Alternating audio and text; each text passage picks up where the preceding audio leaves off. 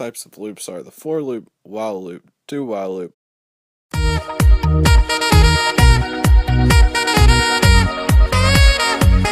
One thing about the for loop that's different from any other loop is that you initialize a new variable when you create a new for loop. For example, this loop creates int I. Now int I will only exist in this loop, and any other loop outside of this for loop can create a new variable of any type called I. So in this example, I is initialized to be equal to 0, and it will, throughout the loop, it will increment by 1 until it's equal to 5, and at that point the loop will terminate. And each time it goes through the loop, I will be printed, so it will print out 1, 2, 3, 4, or 0, 1, 2, 3, 4.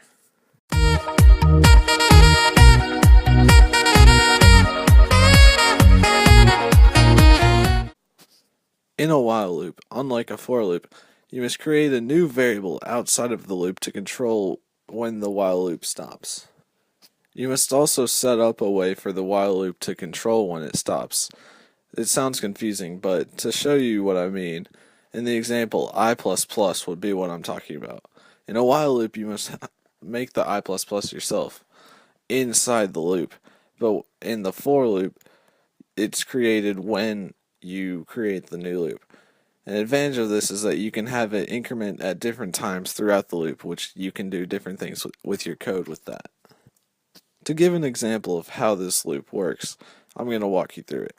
So at the very top, I is initialized to 0. So the while loop says that I has to be less than 5 for it to continue. So what it does is it prints out I and then increments it up by 1. So on the first run through, it'll print out I at 0 and then it'll increment it up to 1. On the next pass through, it'll print out I, which will be 1, and then increment it up to 2. This will continue all the way up until I is equal to 5, at which point it won't be printed anymore.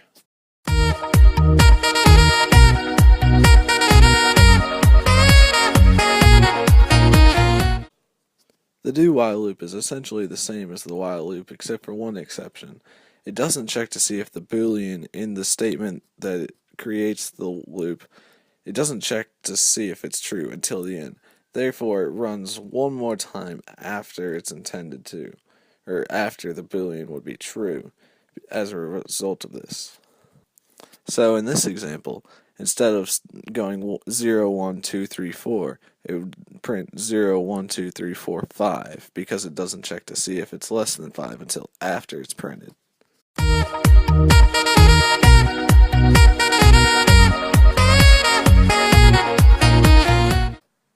Nested loops might look really tricky, but they're really simple whenever you break them down. For the example you see on screen, there's a for loop inside another for loop. Now you can use any type of loop you want, but for this example I use 2 for loops. So what's going to happen is it's going to start with the main for loop, which the one with int I. So it's going to print I, so it's going to print out 0, and then it's immediately going to start going through j. And it's going to go through all 5 cycles of j before going up to I again and incrementing it up. So it's going to print out 0, 0, 1, 2, 3, 4.